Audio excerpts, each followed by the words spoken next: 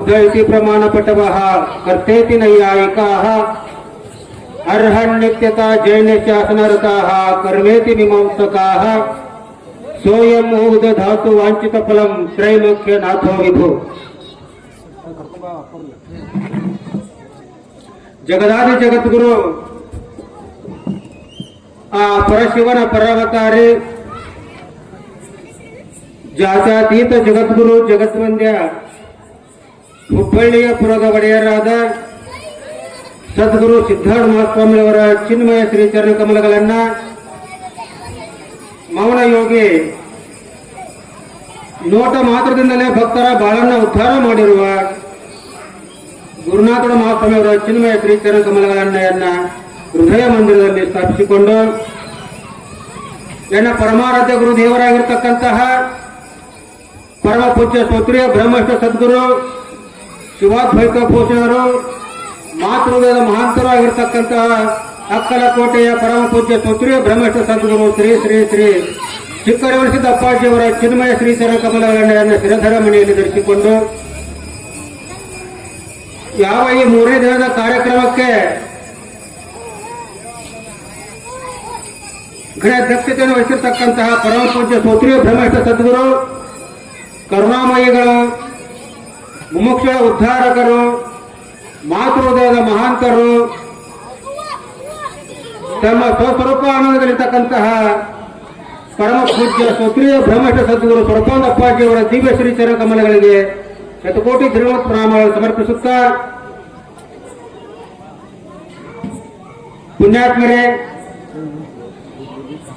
ನಮ್ಮ ಉತ್ತಮ ಗಾಯಕರಾಗಿರ್ತಕ್ಕಂತಹ ನವರಸ ನಾಯಕರಾಗಿರ್ತಕ್ಕಂತಹ ಬಸವರಾಜ ಗಾಯಕರು ಕೂಡ ಅನಂತ ಶರಣವನ್ನು ಸಮರ್ಪಿಸುತ್ತಾ, ಹಾಗೂ ಯಾವ ಈ ಹಾಲಿಗೆರೆ ಗ್ರಾಮದ ಈ ಪವಿತ್ರವಾಗಿರ್ತಕ್ಕಂಥ ಕಾರ್ಯಕ್ರಮವನ್ನು ಜಗತ್ತಿನ ತುಂಬ ಬಿತ್ತರಿಸತಕ್ಕಂತಹ ಯೂಟ್ಯೂಬಿನ ಸಂಚಾಲಕರಾಗಿರ್ತಕ್ಕಂತಹ ಪೂಜ್ಯರ ಶ್ರೀಪಾದಗಳಿಗೆ ನತಮಸ್ತಕನಾಗಿ ಪುಣ್ಯಾತ್ಮರೇ ತಮ್ಮೆಲ್ಲರಿಗೂ ಅನಂತ ಶರಣಾರ್ಥಿಗಳು. ಚಿಂತನೆಗಾಗಿ ಇಟ್ಟುಕೊಂಡಿರ್ತಕ್ಕಂತಹ ವಿಷಯ ಏನಪ್ಪಾ ಅಂತಂದ್ರ, ಇವತ್ತ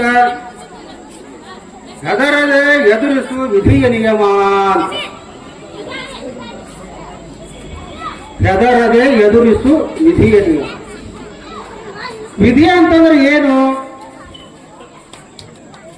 ಅದೆಲ್ಲ ನಮ್ಮ ಪ್ರಾರಬ್ಧ ಕರ್ಮಗಳು. ಎಲ್ಲ ಕಷ್ಟ ಬರ್ತದ, ಸುಖ ಬರ್ತದ, ದುಃಖ ಬರ್ತದ, ನೋವು ಬರ್ತದ, ನಲಿವು ಬರ್ತದ, ಏನಿವೆಲ್ಲ ಸಂಸಾರಗಳು ಬರ್ತಕ್ಕಂತಹ ಕರ್ಮಗಳಿವೆಲ್ಲ.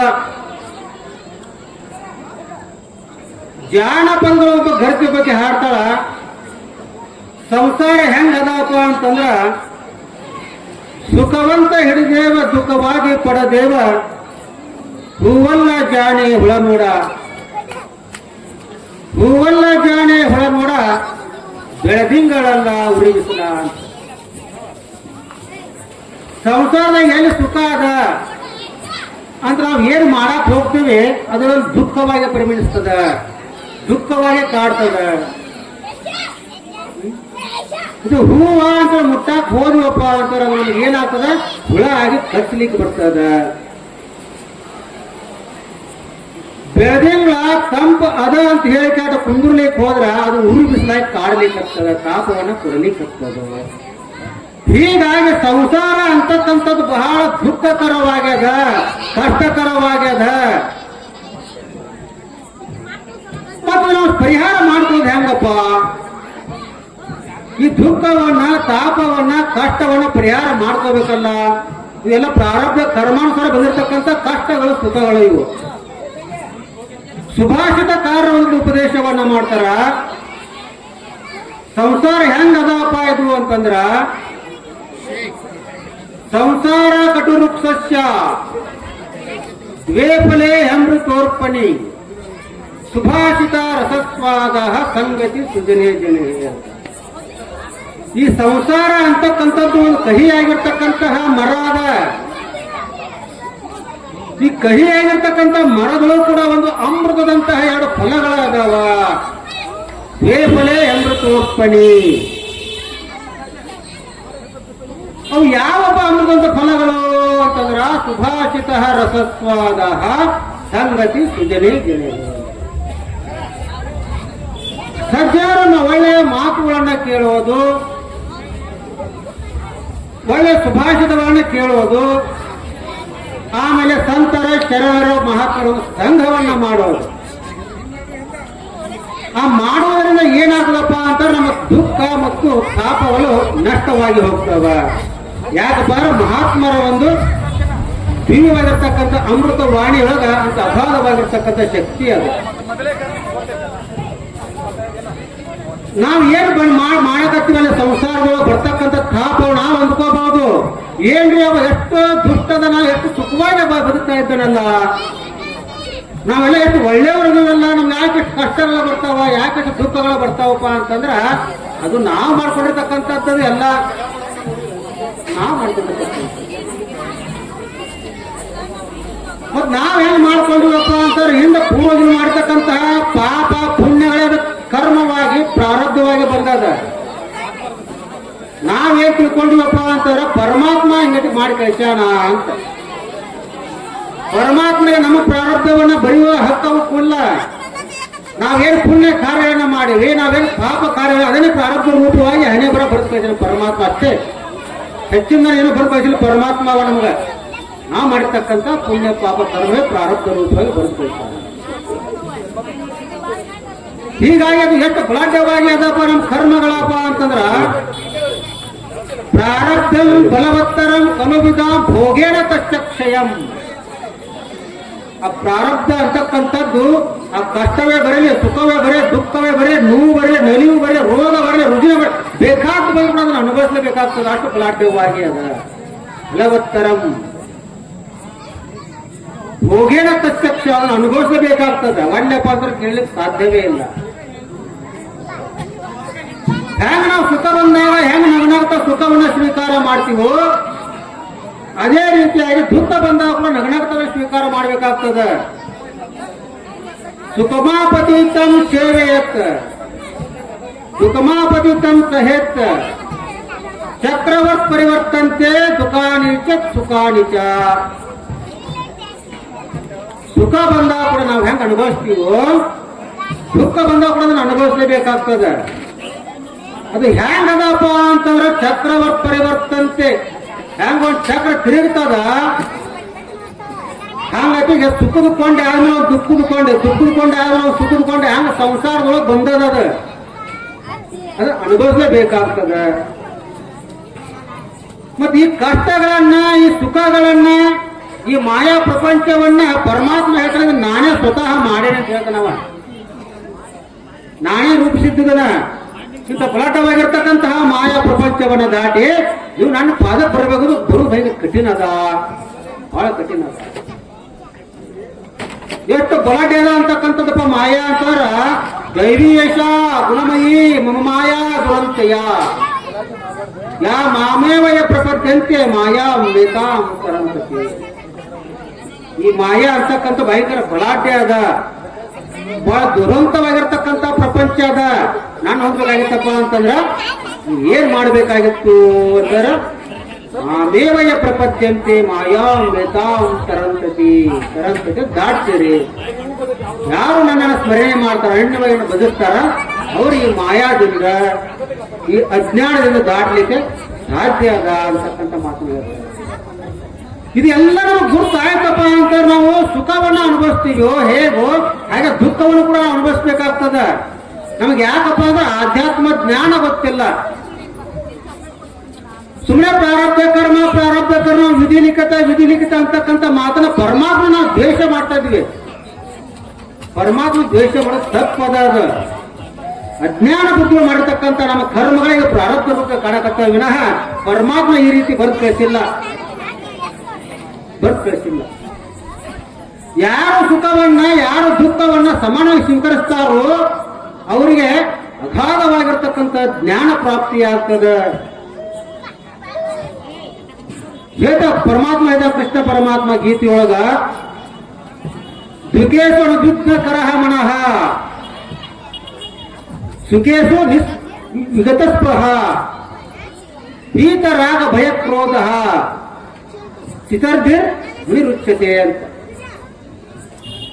ಯಾರು ದುಃಖ ಬಂದಾಗ ಮನಸ್ಸು ಉದ್ವಿಗ್ನವಾಗುವುದಿಲ್ಲವೋ, ಸುಖ ಬಂದಾಗ ಕೂಡ ವಿಕಾರವಾಗುವುದಿಲ್ಲವೋ, ರಾಗ ಭಯ ಕ್ರೋಧ ಬಂದಾಗ ಕೂಡ ಸಿದ್ಧವಾಗಿರ್ತಕ್ಕಂಥ ಮನಸ್ಸು ಇರ್ತದೋ ಅವರಿಗೆ ಗುಳಿರುಚ್ಯತೆ, ಶಾಂತರು, ಶರಣರು, ಮಹಾತ್ಮರು ಅಂತಕ್ಕಂತಹ ಪ್ರಾಪ್ತಿಯ ಜ್ಞಾನ ಅವರಿಗೆ ಲಭಿಸ್ತದೆ. ಹಿಂಗತ್ತೆ ನಾವು ಏನ್ ಮಾಡ್ಬೇಕಪ್ಪ ಅಂತಂದ್ರೆ ಬರೇ ಸುಖದ ಬೆಂಬಲಿಗೊಂಡಿವಿ. ನಾವೆಲ್ಲ ಸುಖದಿಂದ ಹೊಂಟು ಬಿಡ್ತೀವಿ. ಅಲ್ಲಿ ಸುಖ ಅದ, ಅಲ್ಲಿ ಸುಖ ಅದ, ಬೆಳೆಸಿನ ಸುಖ ಅದ, ಎಲ್ಲ ಕಷ್ಟವೇ ಅದ. ಅದು ಏನಾಗಿತ್ತಪ್ಪ ಅಂತಂದ್ರ ಒಬ್ಬ ಮನುಷ್ಯರಿಗೆ 3 ಮಂದಿ ಹೆಣ್ಮಕ್ಳಿದ್ರು. ಆ 3 ಮಂದಿ ಹೆಣ್ಮಕ್ಳು ಕೇಳಿದ ತಂದೆ, ನೋಡವ ನೀವೆಲ್ಲರೂ ವಯಸ್ಸಿಗೆ ಬಂದಿರಿ, ಮತ್ತೆ ನೀನು ಮದುವೆ ಮಾಡಿಕೊಡೋದು ನನ್ನ ಕರ್ತವ್ಯ ಅದ. ಮತ್ತೆ ಯಾರ್ಯಾರಿಗೆ ಮದುವೆ ಮಾಡಿಕೊಡ್ಲಿ, ನಿಮ್ಮ ಅಭಿಪ್ರಾಯ ಏನದ?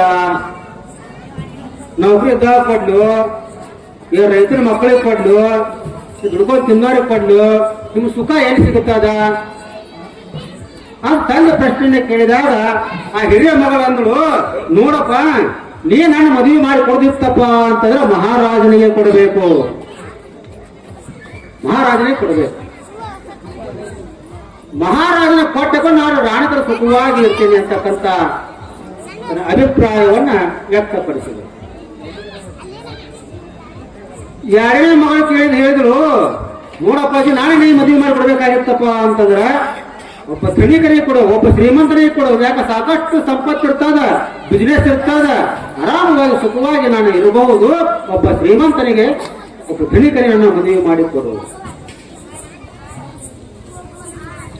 ಮೂರನೇ ಮಗಳು ಹೇಳಿದ್ರು, ಅಪ್ಪಾಜಿ ಒಂದು ವೇಳೆ ನಾನು ಮದುವೆ ಮಾಡಿಕೊಡ್ಬೇಕಾಗಿತ್ತು ಅಂತಂದ್ರ ಯಾರು ದುಡ್ಕೊಂಡು ತಿಂತಾರಲ್ಲ ಅವ್ರಿಗೆ ಕೊಡು, ನನ್ನ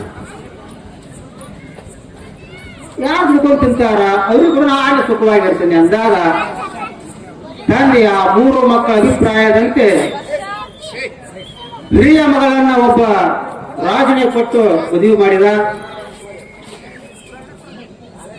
ನಡುವಿನ ಮಗಳನ್ನ ಒಬ್ಬ ಶ್ರೀಮಂತನಿಗೆ ಧನಿಕನಿಗೆ ಕೊಟ್ಟು ಮದುವೆಯನ್ನ ಮಾಡಿದ. 3ನೇ ಮಗಳನ್ನ ಯಾರೇ ಕೊಟ್ಟನಪ್ಪ, ಒಂದು ದುಡ್ಕೊಂಡು ತಿಂತಕ್ಕಂಥ ಒಬ್ಬ ಯುವಕರಿಗೆ ಕೊಟ್ಟು ಮದುವೆಯನ್ನು ಮಾಡಿದ. ಅವರವರ ಅಭಿಪ್ರಾಯ ಸರಿಯಾಗಿ ತಂದೆ ತನ್ನ ಆದ್ಯ ಕರ್ತವ್ಯನ ಮಾಡಿದ. ಆ ಸುಖವಾಗಿರುವ ಗಂಡನ ಮನೆಯಾಗ ನೀ ರಾಜನ ಕೂಡ ರಾಣಿಯ ತರವಾಗಿ ಇರು, ನೀ ಧನಕನ ಮನೆಯೊಳಗ ಸಾಕಷ್ಟು ಸುಖದಿಂದ ನೀನಿರು, ನೀ ದುಡ್ಕೊಂಡು ತಿನ್ನಾನು ಕೂಡ ಆರಾಮ ಉಂಡು ತಿಂದು ನವನ ತೆಗಿರುವ ಅಂತ ಮದುವೆ ಮಾಡಿ ಕೊಟ್ಟ. ಏನೋ 1 ವರ್ಷ 6 ತಿಂಗಳು ಹೋಯ್ತು. ಹೋಗ್ಬೇಕಲ್ಲವ ತಂದೆ ಏನು ಮಕ್ಕಳವ್ರ ಅವ್ರವ್ರ ಅಭಿಪ್ರಾಯದ ಮದುವೆ ಮಾಡಿ ಕೊಟ್ಟೇನಿ, ಹ್ಯಾಂಗ ಸುಖವಾಗಿ ಅದಾರೋ ಹ್ಯಾಂಗೋ ನೋಡಾಕಂತ ಹೋದ. ಪ್ರಥಮವಾಗಿ ಹೋದ ಹಿರೇಮಗಳ ಹತ್ರ. ಹಿರೇಮಗಳು ಯಾರಿಗೆ ಕೊಟ್ಟಿದ್ದ? ಒಬ್ಬ ರಾಜನಿಗೆ ಕೊಟ್ಟಿದ್ದ. ರಾಣಿಕರಾದ ನನ್ನ ಮಗಳು ನೋಡ್ಬೇಕಂತ ಹೋದ. ಅರಮನೆಗೆ ಒಳಗೆ ಹೋದ ತಕ್ಷಣ ಹೆಣ್ಮಗಳು ಏನ್ ಮಾಡಿದ್ರು ಅಂತಂದ್ರ ರೋ ಅಂತ ಹತ್ಕೊಂತ ಬಂದು ತಂದೆ ಚೆಕ್ ಬಡದು ಅಳಾಕತ್ತಿದ್ರು. ಅವ್ರ ತಂದೆ ಕೇಳ್ತಾನ, ಯಾಕವ ನೀನು ಅಂದಂಗ ಒಬ್ಬ ರಾಜನಿಗೆ ಮದುವೆ ಮಾಡಿ ಕೊಟ್ಟೇನಿ, ಸುಖವಾಗಿ ಇರ್ಬೇಕು ನೀನು, ನಿನಗ ಕಣ್ಣೀರ್ ಯಾಕೆ ಬರ್ತಾವ, ಇಷ್ಟ್ಯಾಕ್ ಪಾಪವನ್ನ ಮಾಡ್ಕೊಂತಿ ಅಂದಾಗ ಆಕೆ ಅಂತಾಳ, ಏನ್ ಮಹಾರಾಜಪ್ಪ ಅವೇನ್ ಒಬ್ರ ಇಬ್ರ ಆ 100 ಮಂದಿ ರಂಡ್ಯಾರು ಒಂದ್ಕೊಂಡ್ ಜೊಳ್ಯಾಡ್ತಾವ ಬಡ್ಡಾಡ್ತಾವ, ಎಲ್ಲಿ ಸುಖ ಅದ ಇಲ್ಲಿ ಅಂತ ಹೇಳಿಕ್ಯಾಟ ಭಯಂಕರ ದುಃಖದಿಂದ ತಂದೆ ತೆಗ್ರು ಅಳಾಕತ್ತಿದ್ರು. ಮುಂದೆ 2ನೇ ಮಗಳು ಮದುವೆ ಮಾಡಿಕೊಟ್ಟಿದ್ನಲ್ಲ ಒಬ್ಬ ಧನಿಕನಿಗೆ, ಅಲ್ಲಿ ಹೋದಾಗ ಆ ಹೆಣ್ಮಗಳು ಕೂಡ ತಂದೆ ಮನೆಗೆ ಹೋದ ತಕ್ಷಣ ಏನು ಅಳುದು ಕರೀದು ಮಾಡ್ಕೊಂತ ತಂದೆ ಚೆಕ್ ಬಡದು ಹಾಡಾಡಿ ಅಳಕತ್ತಿದ್ರು. ತಂದೆ ಕೇಳ್ತಾನೆ, ಯಾಕವ ನೀ ಅಂದಾಗ ಒಬ್ಬ ಧನಿಕನಿಗೆ ಮದುವೆ ಮಾಡಿ ಕೊಟ್ಟೆ, ನಿನಗ್ಯಾಕ ಕಣ್ಣೀರು, ಸುಖವಾಗಿ ಇರ್ಬೇಕಾಗತ್ತಲ್ಲ. ಅವಾಗ ಅಂತಾಳಕಿ, ಯಾ ಧನಿಕೋ ಯಪ್ಪ, ಯಾ ಶ್ರೀಮಂತೋ, ಒಂದಿನ ಹ್ಯಾಂಡ್ರಿ ಉಂಡಾಳ ಅಂತ ಕೇಳಿಲ್ಲ, ತಿಂದಾಳ ಅಂತ ಕೇಳಿಲ್ಲ. ಬೆಳ್ಳ ಬೆಳತಕ ಬರೀ ರೊಕ್ಕ ಇಡ್ಸ್ಕೊಂಡು ಕುಂದಿರ್ತ, ಅದನ್ನೆಲ್ಲ ಅಂಗಡಿ ಹಾಕೊಂಡ್ತ ಬೆಳಬೇಕ ಬಂದು ರೊಕ್ಕ ಇಡ್ಸ್ಕೊಂಡು ಕುಂದಿರ್ತ. ಇದ್ಯಾ ಗಂಡ ಏನ್ ಒಟ್ಟ ಸುಖನ ಇಲ್ಲ. ಹಾಗ ಮೂರನೇ ಮಾತ್ರ ಹೋದ, ಹ್ಯಾಂಗ ಅದೀವ ಮಗನಿ ಆರಾಮದಿ ಅಂತ ಅಂದಾಗ ಆ ಹುಡುಗಿ ನಕ್ಕೊಂತ ತಂದಿಗೆ ಹೇಳ್ತದ, ಅಪ್ಪಾಜಿ ನನ್ನಷ್ಟು ಆರಾಮ ಈ ಜಗತ್ತಿನೊಳಗ ಯಾರು ಇಲ್ಲ, ನನ್ನಷ್ಟು ಸುಖ ಈ ಜಗತ್ತಿನೊಳಗ ಯಾರು ಇಲ್ಲ. ಆರಾಮ್ ಗಾಣದ ಬೆಳಕ್ ಹೋಗ್ತಾನ, ಎದ್ದು ಕೂಲ ಬಿಸಿ ಬಿಸಿ ರೊಟ್ಟಿ ಮಾಡ್ತಾನೆ, ದುಡ್ಕೊಂಡ್ ಬರ್ತಾನ. ಇಬ್ರು ಗಂಡ ಆಯ್ತು ಮುಂದೆ ಕುಂತು ಊಟ ಮಾಡಿ ಸಣ್ಣಗ ನಿದ್ದೆ ಮಾಡ್ತೀವಿ. ಹ್ಯಾಂಗ ನಾವ್ ಎಲ್ಲಿ ಸುಖ ಆದಂತ ಹುಡುಕ್ಯಾಕ ಹೋಗ್ತೀವಿ, ಅಲ್ಲಿ ದುಃಖವೇ ಬರ್ತದ.